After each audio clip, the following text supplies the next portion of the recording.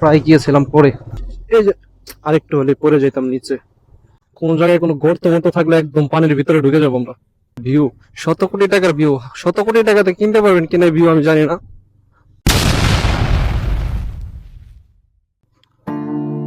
Hello, আসসালামু আলাইকুম everyone, welcome to MH blog. সবাইকে আমার নতুন আরেকটা ব্লগে স্বাগতম। কেমন আছেন আপনারা সবাই? আজকে আমরা যাচ্ছি হচ্ছে নবীনগর। মেন রোডের অবস্থা অনেকটাই খারাপ, এই জন্য ভিতর দিয়ে ঢুকলাম, দেখি ভিতরের রাস্তাটা কেমন। সামনে যাইতে থাকি, রাস্তা অনেক পানি। আমাদের আশুলিয়া থানার রাস্তা অবশ্য অনেকটাই খারাপ, প্রত্যেকটা জায়গা। দেখি যাইতে থাকি, সামনে কি অবস্থা জানি না। এখান থেকে দেখা যাচ্ছে অনেক পানি, সামনে যে কি অবস্থা আল্লাহ ভালো জানে। দেখি যাইতে থাকি কত দূর যাওয়া যায়। রাস্তা বেশি খারাপ হলে অন্য রাস্তাতে চলে যাব। সামনে তো দেখা যাচ্ছে অনেক পানি, তাহলে আমরা ডান দিক দিয়ে চলে যাব, ভিতর দিয়ে। দেখি সব রাস্তায় প্রচুর পরিমাণ পানি। পানি থাকার কারণে আমরা ডান দিক দিয়ে চলে আসলাম। এদিকে রাস্তাটা খারাপ। আসলে থানার ভিতরে যতগুলো রাস্তা আছে মোটামুটি সবই খারাপ, দেখতেছেন তো কি একটা অবস্থা রাস্তার। মানে এই রাস্তা দিয়ে মানুষ চলাচল করাটাই অনেক কষ্ট। মাটির রাস্তা, কাঁচা রাস্তা, কাদার ভিতরে বাইকের চাকা ঢুকে যায় একদম ভিতরে। দেখতে পাচ্ছেন সামনে কি পরিমাণ পানি, মানে মনে হচ্ছে নৌকা চালাচ্ছি গাইস। পানির উপর দিয়ে বাইক চালানোর চাইতে নৌকা নিয়ে চলা ভালো রাস্তাঘাটে আমাদের আশুলিয়া থানায়। কি একটা অবস্থা দেখতেই তো পারতেছেন। কোন জায়গায় কোনো গর্ত মতো থাকলে একদম পানির ভিতরে ঢুকে যাবো আমরা। রাস্তার অবস্থা খুবই খারাপ, একদম জঘন্যতম রাস্তা। বাংলাদেশের সবচেয়ে খারাপ রাস্তা হচ্ছে বর্তমানে আমাদের আশুলিয়া থানায়।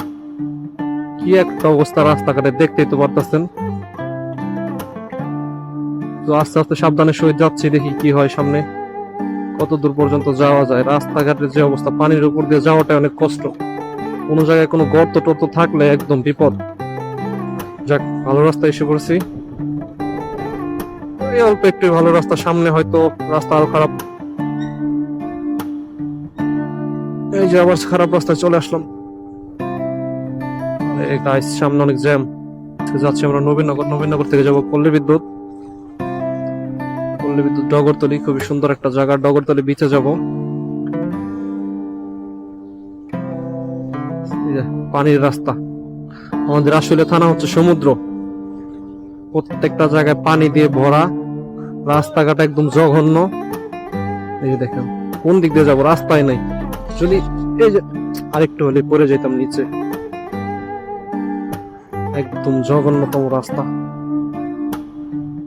এত খারাপ রাস্তা আমাদের আশুলিয়া থানায়, মানে বলার বাইরে। আশেপাশে যারা থাকে না তারা তো জানেনি যে কি অবস্থা রাস্তাঘাটের। দেখি কত দূর যাওয়া যায়। এসব পানি লাগলে ব্রেকের মধ্যে ব্রেকও কাজ করতে চায় না, একদম ডিস্ক পিচ্ছিল হয়ে যায়, ব্রেক ঠিক মতো কাজ করে না। সো যারা যারা আমাদের ইউটিউব থেকে দেখতেছেন চ্যানেলটা অবশ্যই সাবস্ক্রাইব করবেন, আর যারা ফেসবুক পেজ থেকে দেখতেছেন পেজটা ফলো করে ভিডিওটা লাইক করে কমেন্ট করে শেয়ার করে দিবেন। ভিডিওটা ভালো লাগলে অবশ্যই কমেন্ট করে জানাবেন ভিডিওটা কেমন হলো। দেখি যাওয়া যাক। এই জ্যামজটের রাস্তা আর আপনাদেরকে বিরক্ত করবো না, সামনে গিয়ে ভালো রাস্তায় গিয়ে একদম মেন রোডে গিয়ে ক্যামেরাটা অন করবো আবার। গাইস দেখেন আমরা কোন রাস্তায় চলে আসছি, একদম খুবই জঘন্যতম রাস্তা। রাস্তার মাঝখানে প্রায় গিয়েছিলাম পরে। কি পরিমাণ যে খারাপ রাস্তা আপনাদেরকে বলেও বোঝানো সম্ভব না। এইসব রাস্তায় মানুষ থাকে, সূর্যের আলোতে রাস্তার ফোকাসে কিছু দেখা যাচ্ছে না সামনে। কি পরিমাণ জঘন্য রাস্তা, কখন কোন জায়গায় গর্ত, সামনে পিছনে তো ভিডিওটা নিতে পারিনি, আমি প্রায় পড়ে গেছিলাম গর্তের ভিতরে। আর এইসব জায়গায় হচ্ছে লাল মাটি, প্রচুর পরিমাণ স্লিপ করে চাকা। লাল মাটি খুবই পিচ্ছিল হয়। লাল মাটিতে যারা বসবাস করেন তারাই শুধু জানেন যে লাল মাটি কি পরিমাণ খারাপ। রাস্তায় এক গিয়ারের উপরে বাইক চালানো যায় না, এক গিয়ারে রাখতে হয় সবসময়। মানে সব রাস্তায় যে বাইক টানবেন টানা পসিবল না। একদম আশুলিয়া থানার প্রতিটা অলি গলি চিপা চাপা, একদম জঘন্য রাস্তা, রাস্তায় জ্যাম লাগে। এইসব রাস্তায় কি এত বড় গাড়ি ঢুকা যায়? মানা এটা। মেন রোডের অবস্থা খারাপ থাকার কারণে এই রাস্তা দিয়ে রাস্তার এই অবস্থা, যত বড় বড় গাড়ি আছে সবই রাস্তায় ঢুকাই দেয় একদম। দেখতেছেন তো কি একটা অবস্থা, কত কষ্ট করে বাইক চালানো লাগতেছে এই রাস্তায়। ভালো রাস্তায় গিয়ে ভিডিওটা স্টার্ট করবো আবার। এইখানে আপাতত থাক গাইস, আমরা মেন রোডের কাছাকাছি চলে আসছি। দেখি মেন রোডে জ্যাম জমাট আছে কিনা তাও বলতে পারলাম না, মেন রোডে গেলে বোঝা যাবে। যে পল্লী বিদ্যুৎ চলে আসছি আমরা। আমাদের প্ল্যান ছিল আগে নবীনগর যাবো, বাট প্ল্যান ক্যান্সেল হয়েছে। নবীনগর যাবো না এখন, একদম সরাসরি ডগরতলি বিচ।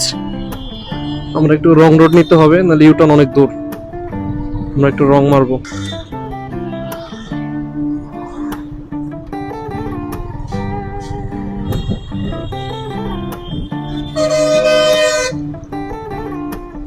এটা মেবি কমে যাবে।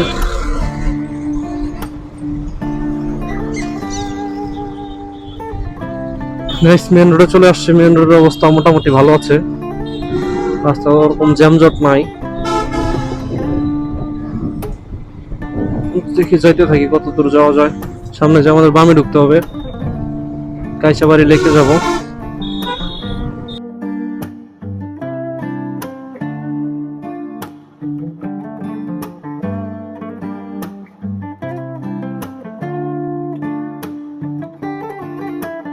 আমরা শেষমেশ চলে আসছি ডগরতলিতে। তো ভিউ দেখেন, 100 কোটি টাকার ভিউ। চলে আসলাম শেষমেশ ডগরতলি। খুবই সুন্দর জায়গা, মানুষ নৌকা দিয়ে ঘুরতেছে, মানুষ রিক্সা নিয়ে আসতেছে। বাইকটা পার্কিং করব কোথায়? পার্কিং এরিয়া পিছনে। এই জায়গাটা আমি ফার্স্ট টাইম আসলাম, আমার কখনো আসা হয় নাই। তো খুবই সুন্দর জায়গা, এত সুন্দর জায়গা উপভোগ করার জন্য ঘুরতে হবে সারা বাংলাদেশ। গাইস সামনে রাস্তাটা দেখেন, কি সুন্দর একটা রাস্তা। ভিউ 100 কোটি টাকার ভিউ। 100 কোটি টাকাতে কিনতে পারবেন কিনা ভিউ আমি জানি না,